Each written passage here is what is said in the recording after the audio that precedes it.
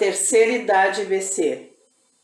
Nesse mês de outubro, mês dos idosos, eu fiz uma pesquisa sobre muitos dados sobre os idosos. Então, na nossa programação teremos exercícios de mobilidade com a professora Andressa, teremos palestra do pastor Neander e eu depois vou ler essa pesquisa que eu fiz. Vou começar com um versículo que nós já lemos, mas que para nós, idosos, é muito importante. Está em Salmos 92, a partir do versículo 12. Eu vou ler. O justo florescerá como a palmeira, crescerá como o cedro no Líbano. 13. Plantado na casa do Senhor, florescerão nos átrios do nosso Deus. 14. Na velhice darão ainda frutos, serão cheios de seiva e de verdor. 15. Para anunciar que o Senhor é reto, Ele é a minha rocha e nele não há injustiça. Então eu vou ler com vocês a pesquisa que eu fiz. Das 20 cidades brasileiras com maior concentração de pessoas com mais de 60 anos, 18 são gaúchas. Isso é pelo censo de 2010. Porto Alegre concentra não apenas o maior número de idosos, como também a maior população de longevos. São pessoas que já passaram dos 80 anos. O aumento da expectativa de vida é uma boa notícia. Projeções realizadas por uma consultoria de mercado voltada ao público mais maduro detectou que no dia 7 de outubro de 2019 foi a marca de uma virada demográfica histórica no estado. O número de gaúchos com mais de 60 anos passou a ser maior do que o contingente de crianças e adolescentes de 0 a 14 anos. O nome desse instituto é Senior Lab. E esta marca, alcançada no Rio Grande do Sul, só passará a ser atingida no Brasil em 2031. Ficamos assim em segundo lugar no Brasil em população acima dos 60 anos. Também na minha pesquisa encontrei um dado triste, que houve um aumento significativo no número de suicídio entre os idosos. E com isso foi revelado que toda a sociedade precisa rever os conceitos de envelhecer.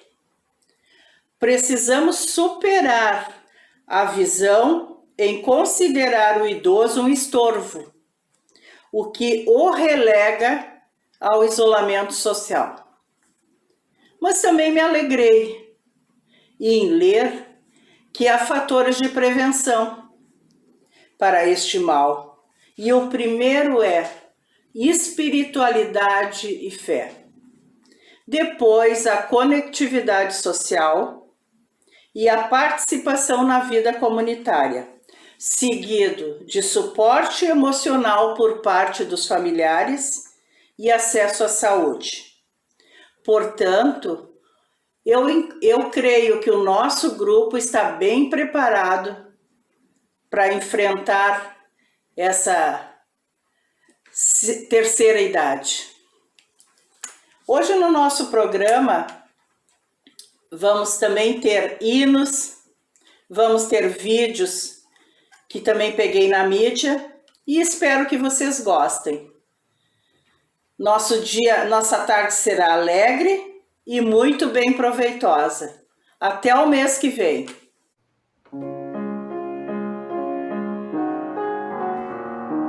Querido Deus, queremos te entregar essa tarde, queremos te entregar essa nossa programação. E queremos te pedir, Pai, que Tu esteja conosco, nos acompanhando, nos protegendo e que nós possamos ser sempre merecedores das Tuas bênçãos e das Tuas misericórdias. Fica também com os nossos familiares, fica com todos que irão assistir esta programação, para que nós possamos sempre estar unidos a Ti, Pai, louvando o Teu nome e engrandecendo o Teu reino. Em nome de Jesus, amém. Você se considera uma pessoa idosa ou velha? E você que é jovem, como deseja chegar lá? Acha que é a mesma coisa? Então preste atenção. Idosa é uma pessoa que tem muita idade. Velha é a pessoa que perdeu a jovialidade. Você é idoso quando sonha. É velho quando apenas dorme. Você é idoso quando ainda aprende. É velho quando já nem ensina. Você é idoso quando pratica esportes ou de alguma forma se exercita. É velho quando apenas descansa. Você é idoso quando seu calendário tem manhãs. É velho quando seu calendário só tem ontens. O idoso é aquela pessoa que tem tido a felicidade de viver uma longa vida produtiva, de ter adquirido uma grande experiência. Ele é uma ponte entre o passado e o presente. Como jovem, é uma ponte entre o presente e o futuro. E é no presente que os dois se encontram. Velho é aquele que tem carregado o peso dos anos, que em vez de transmitir experiências às gerações vindouras, transmite pessimismo e desilusão. Para ele, não existe ponte entre o passado e o presente. Existe um fosso que o separa do presente pelo apego ao passado. O idoso se renova a cada dia que começa. O velho se acaba a cada noite que termina. O idoso tem seus olhos postos no horizonte, de onde o sol desponta e a esperança se ilumina. O velho tem sua miopia voltada para os tempos que passaram.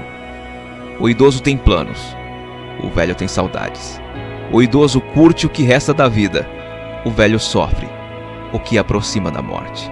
O idoso se moderniza, dialoga com a juventude, procura compreender os novos tempos. O velho se emperra no seu tempo, se fecha em sua ostra e recusa a modernidade. O idoso leva uma vida ativa, plena de projetos e de esperanças. Para ele, o tempo passa rápido, mas a velhice nunca chega. O velho cochila no vazio de sua vida, e suas horas se arrastam, destituídas de sentido. As rugas do idoso são bonitas, porque foram marcadas pelo sorriso. As rugas do velho são feias, porque foram vincadas pela amargura. Em resumo, idoso e velho são duas pessoas que até podem ter a mesma idade no cartório, mas têm idade bem diferente no coração.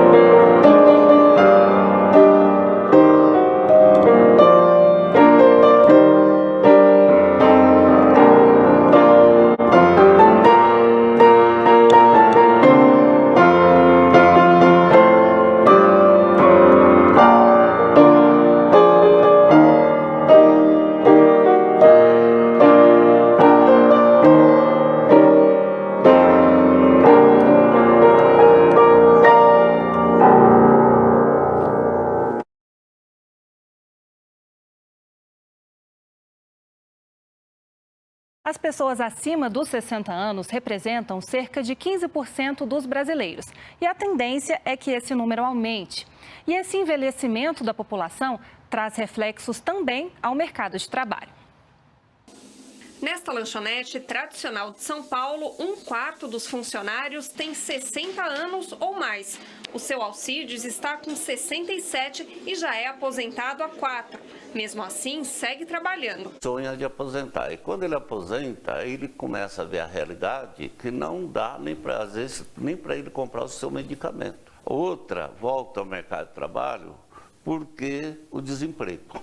O desemprego é tão grande na família.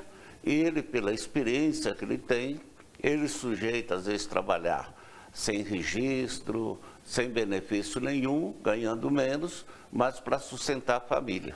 Mas o fenômeno não se deve só à crise. Este geriatra explica que se manter ativo é uma forma de evitar a depressão e também doenças relacionadas à idade. A perda do estímulo, a pessoa acaba ficando mais centrada em atividades menos importantes do ponto de vista de cognição, de raciocínio e etc. A pessoa acaba treinando menos a cabeça, entre aspas, né? Então, assim, demências que poderiam vir a ser desenvolvidas anos à frente, na verdade, a gente está adiantando esse processo por não estar estimulando, né, essas pessoas. Além disso, atividade física, manter um bom cuidado com a saúde, né, controlar as doenças, essas estão mais preservadas, né, para vir a desenvolver doenças como a depressão, doenças como as demências.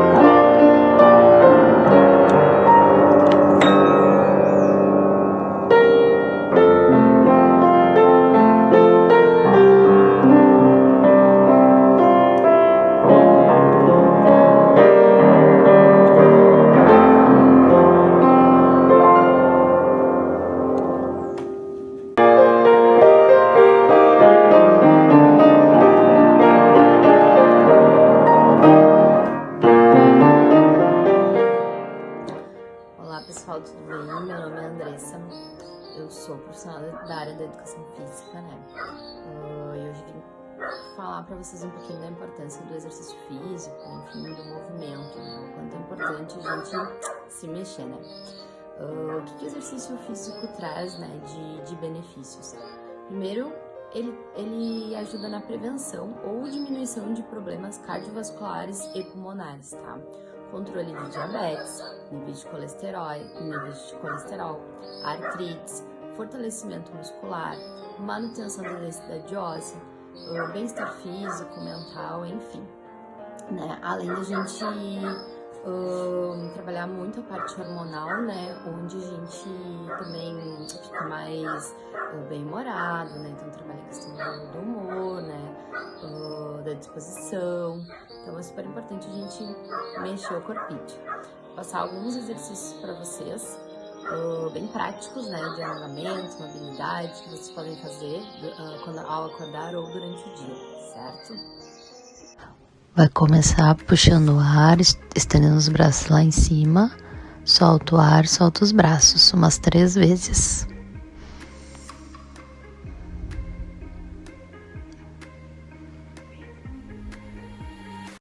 Cai para um lado, para o outro.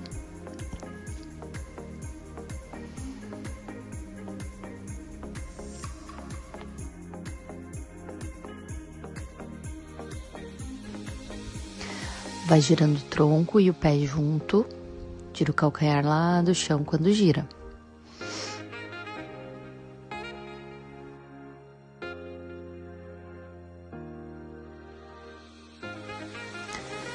Deixa os 2 braços ao lado do tronco. Vai flexionando de um lado para o outro.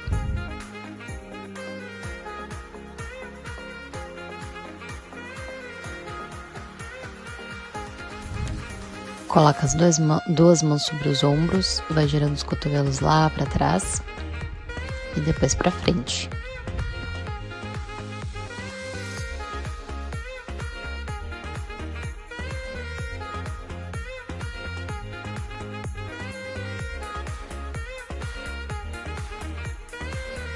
Chutezinho lá na frente, vai mexendo os braços junto.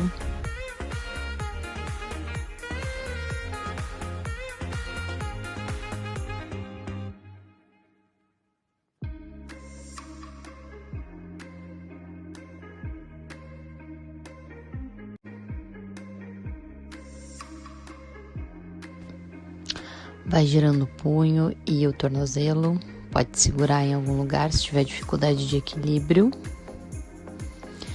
Gira para um lado primeiro, depois para o outro, faz nas 2 pernas e nos 2 braços.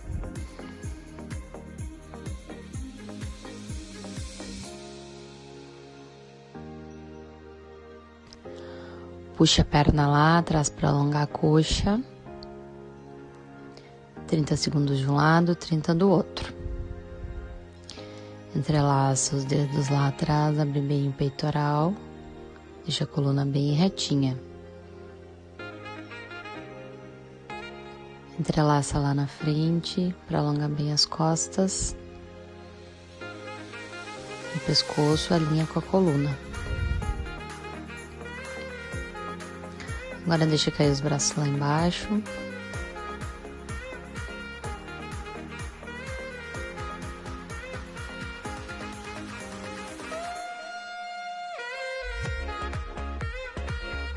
Puxa a cabeça de um lado, deixa os 2 ombros forçando para baixo.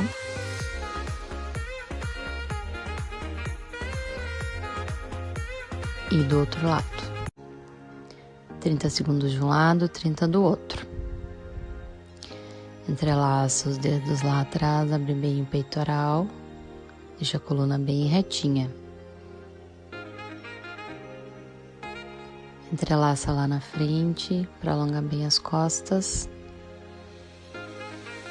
O pescoço alinha com a coluna. Agora deixa cair os braços lá embaixo.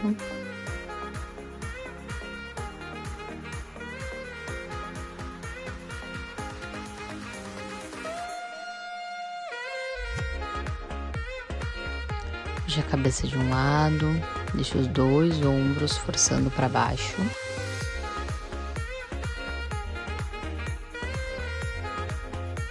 E do outro lado.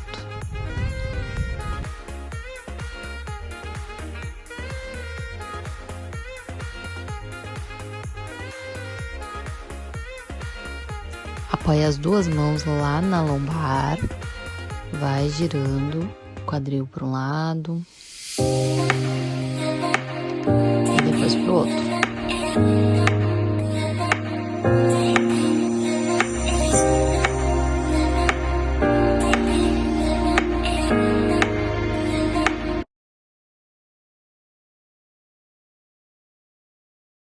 Desejo a todos vocês meus queridos irmãos e amigos, companheiros da jornada cristã.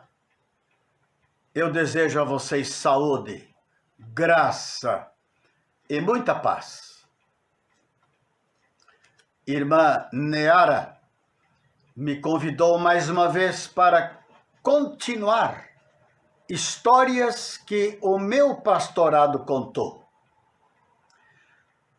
No primeiro capítulo, que foi de 62 a 71, eu falei de como foi o processo de Deus na minha chamada, na minha vocação ministerial.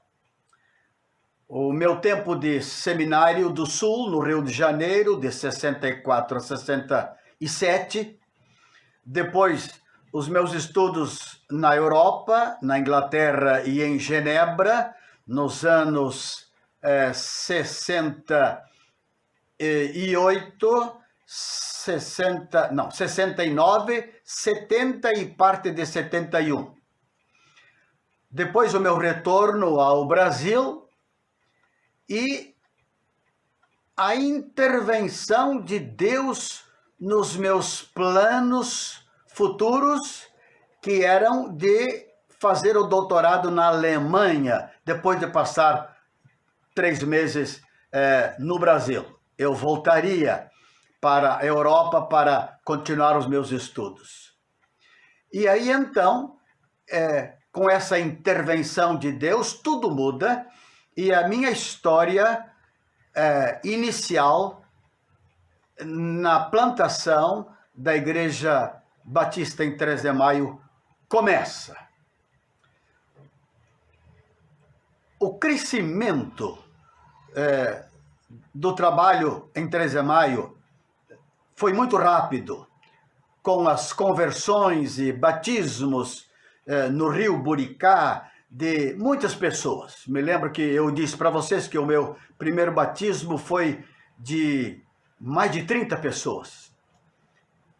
Como é que Deus usou a minha fluência em inglês, uma vez que eu estudei na Inglaterra, é óbvio que eu falava inglês, para abrir portas de relacionamento na cidade de 3 de Maio e também nos colégios de 3 de Maio e depois em Santa Rosa, Tuparandi, não só abrindo relacionamentos, mas também Deus usou esse tempo para que eu pudesse ser sustentado através das aulas de inglês. A importância de algumas conversões na cidade de 3 de Maio e a sua repercussão na plantação e no futuro da igreja é algo impressionante. Só Deus realmente para fazer isso. Agora eu quero entrar no capítulo 3. Da nossa história, porque no capítulo 2 eu tratei sobre um assunto. Evidentemente que o maligno inimigo não estava contente com o progresso do nosso trabalho e com a conversão de dezenas de pessoas. E ele quis nos atrapalhar através do cemitério da cidade. E vocês conhecem essa história. Agora, hoje eu quero falar sobre a compra da nossa propriedade e a construção do nosso templo. A essa altura, o local original já era pequeno. E nós começamos a utilizar a casa do serralheiro Radiz, que ainda não era crente. Ela sim. Usamos a casa para no momento da escola bíblica dominical, colocarmos na casa 2 grupos e na oficina do seu Radiz colocamos mais um grupo. Então, a coisa estava muito apertada. É que a casa que nós estávamos usando para cultos, ficava logo no lado da oficina e pertencia a esse seu Radiz. Então era fácil sair ali da casa e andar 10 metros e entrar na oficina ou entrar na casa bonita, espaçosa do seu Radiz. Olha, nós já estávamos orando e fazendo contatos, procurando uma propriedade que servisse para a construção do nosso templo. E Deus nos deu rapidamente. Deus respondeu e nos deu uma casa que ficava a 80 metros da onde nós estávamos. Era no outro lado, no fundo da nossa propriedade. Ali nós acabamos comprando um terreno que tinha uma casa e um bom espaço ainda para construir o templo. E uma coisa bonita aconteceu, porque o irmão Radiz, é aquele serralheiro, aquele ferreiro que eu conheci na minha primeira ida para 3 de maio, ainda com a lira. E onde tudo começou, onde Deus realmente falou ao meu coração e a minha decisão de vir para 3 de maio. Eu visitei esse senhor na minha caminhada para conhecer um pouco a cidade, naquele primeiro dia. E comecei a conversar em alemão com ele, fiz amizade com ele, mas foi uma amizade assim rápida. Mas quando veio a esposa dele com a cuia e a chaleira de chimarrão, a nossa conversa foi bem mais longa e Deus acabou se revelando ali e me mostrando que um grupo se reunia naquela casa em alemão para ouvir cultos da emissora Rádio Quito Equador, que transmitia cultos em alemão. E eu me apresentei, me prontifiquei para um dia vir assistir um culto com eles naquela casa, e foi o que aconteceu, e aí foram os primeiros passos que me levaram a decidir a ir a 3 de maio. Mas esse seu Radiz, aonde praticamente as coisas começaram, ele tinha um problema. Ele não só trabalhava com ferro, ele bebia muita pinga e fumava cachimbo. E a garrafa de pinga ficava na janela, uma janela basculante que ele tinha na serralheria dele. Olha, e com o tempo, depois que eu fui para 3 de maio e comecei a trabalhar e tudo mais, eu consegui levar Jesus para o coração desse homem. Já era idoso. E ele se converteu. E ele foi batizado. Um dia eu entrei na oficina dele e achei engraçado que naquela garrafa de pinga que ele tinha na janela, agora estava enfiado o cachimbo. Eu digo, Radiz, o que significa isso? Então, isso é para me lembrar sempre da vida desgraçada que eu levava e como eu incomodava a minha esposa, a minha família, com essa história de ter os vícios. Agora eu coloquei o cachimbo dentro da garrafa de cachaça e estou dizendo com isso para o diabo, agora fuma você e bebe você, porque eu estou livre.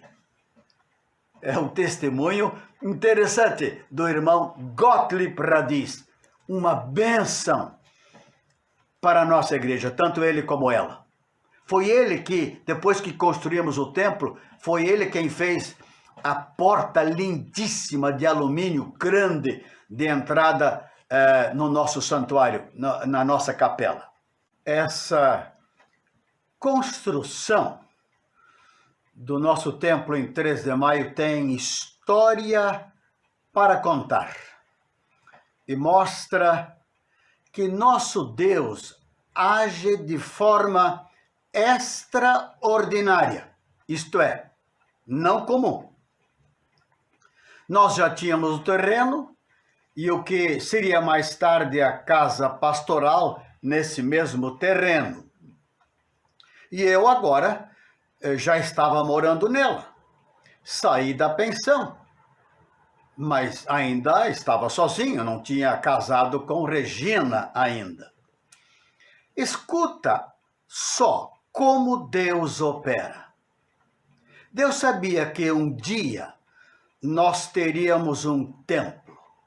Então, entre as pessoas que se converteram e foram batizadas, havia pedreiro, construtor, eletricista, estufador, carpinteiro, serralheiro, jardineiro, agricultor, professores, 2, um tratorista, um motorista de caminhão, o dono de uma padaria, um bom grupo de irmãs que faziam tortas e cucas excelentes.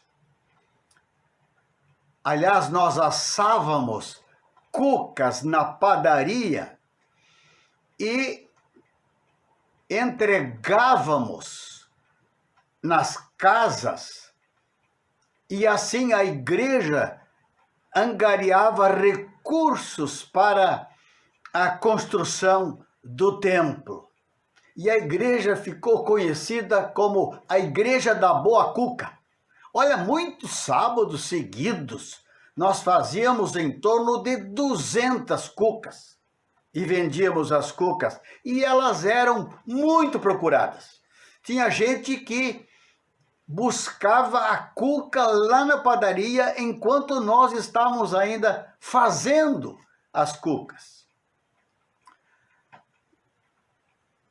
Eu me lembro que na construção do Templo de Jerusalém, ou na reconstrução do templo na época de Esdras, Deus usou homens e mulheres e os inspirou e lhes deu capacidades de todo tipo para levantarem aquele segundo templo. Pois olha, de certa forma foi o que aconteceu em 3 de maio. Quem diria que aquele jovem senhor, tão viciado na bebida, que eu praticamente ajuntei no meio de uma construção que ele estava erguendo e comecei a evangelizá-lo, e eu amei porque a mãe dele, ela já era da igreja, e ele se converteu, foi batizado, e depois ele vai se tornar uma pessoa muito importante na construção do nosso templo. Mas o inusitado, o surpreendente, é que Deus nos deu um templo já construído. Imagina! Esse templo estava na cidade de Santa Rosa. Era o templo da PIB, da Primeira Igreja Batista de Santa Rosa, da Convenção Pioneira. Eles tinham acabado de inaugurar um belíssimo templo. Aquele era de madeira e já tinha uns 60 anos de uso. Mas agora, a primeira igreja mudou-se para o novo templo e aquele templo antigo de madeira ficou como uma espécie de armazém para um ou outro irmão que plantava soja e começou a usar aquele templo no período da colheita para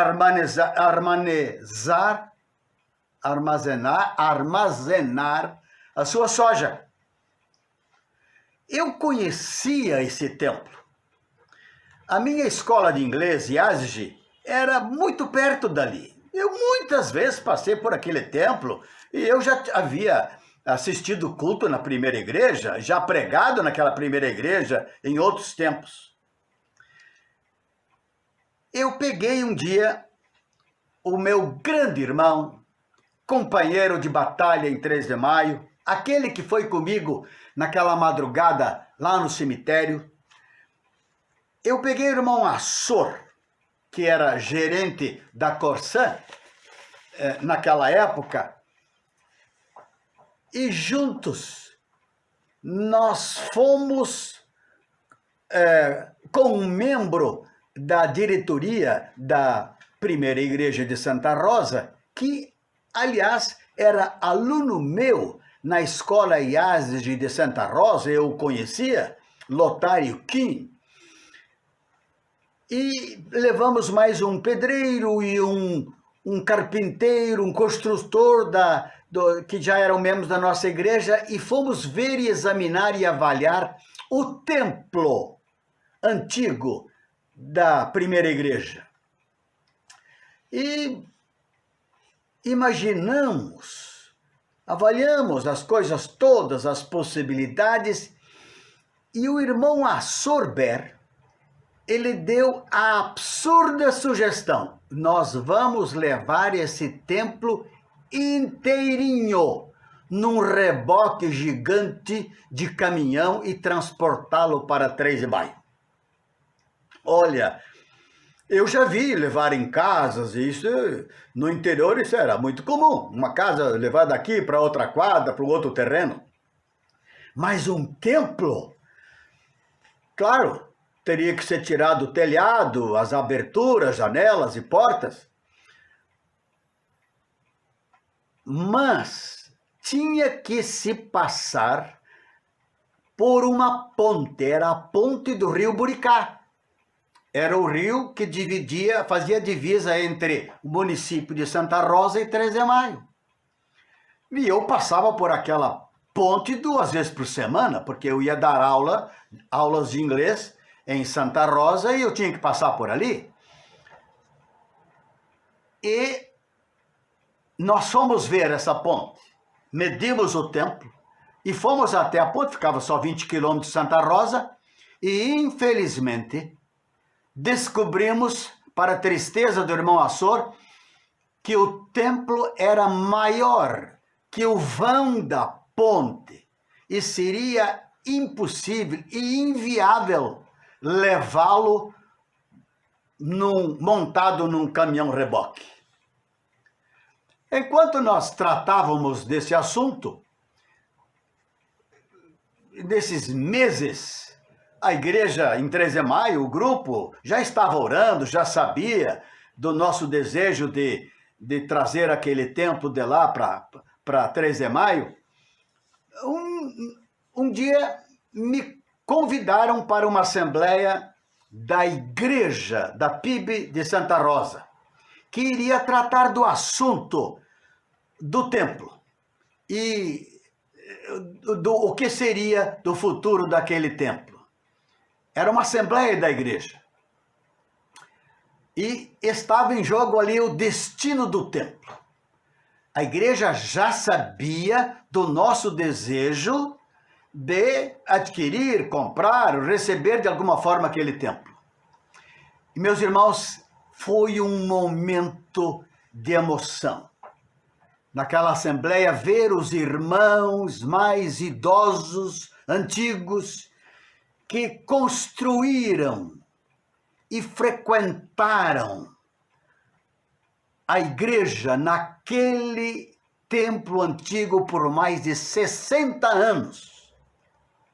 E quando eles viram que haveria a votação em favor da doação do templo. E aconteceu. Foi uma bênção para eles e uma bênção para nós. O que fizemos então? Através de vários mutirões e com o construtor dirigindo a obra, desmanchamos o templo, peça por peça. E depois levamos todas as cargas várias até 3 de Maio, lá na nossa propriedade. Muitos outros mutirões aconteceram para lixar todas aquelas tábuas e janelas e portas e lavar telhas. Irmãos, foi um grande trabalho. Deus usou muitas noites, muitos sábados, juntando a igreja, jovens, adultos, mulheres, para trabalhar na limpeza e aprontar tudo aquilo que nós tínhamos desmanchado em Santa Rosa e agora levantar novo, lavado, limpo. E isto seria o nosso futuro templo. Tudo pronto, os alicerces terminados, então começaria a reconstrução do templo. Graças a Deus que juntos nós reconstruímos o templo. Finalmente veio a pintura, a fachada foi feita de alvenaria. O irmão Sone, aquele irmão que bebia muito e que se converteu, ele era pedreiro. Ele construiu juntamente com outros irmãos da igreja a fachada do templo. Agora viria o culto de inauguração.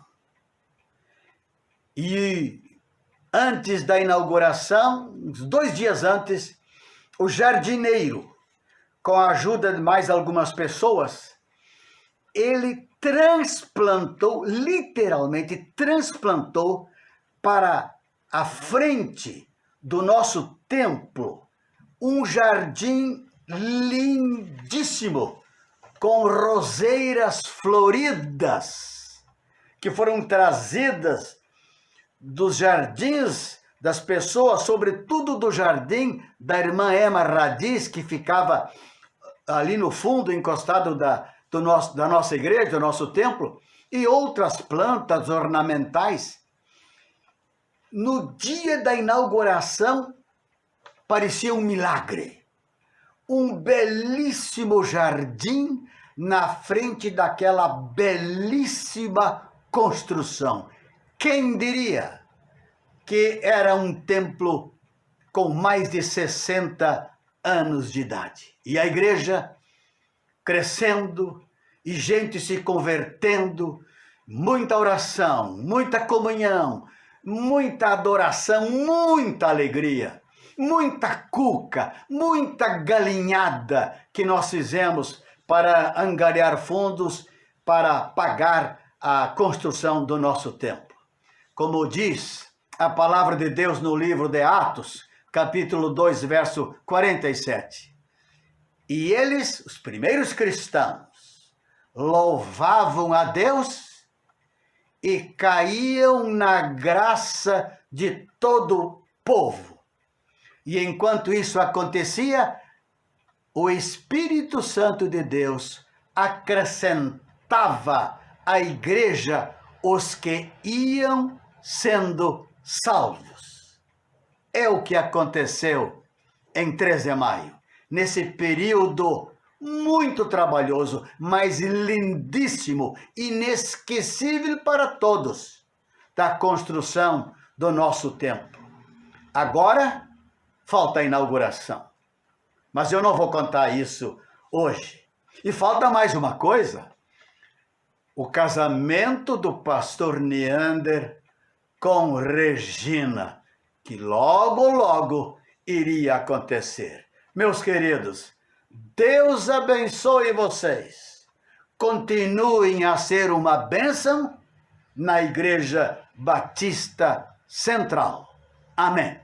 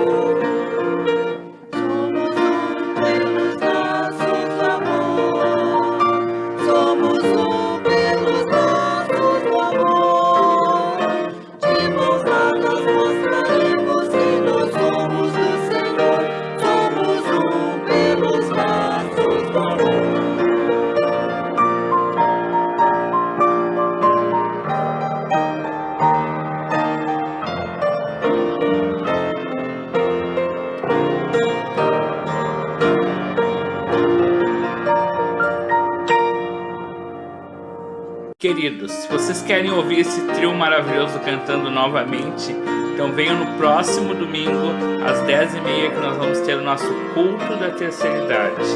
Não percam! Também vai ser transmitido pela internet.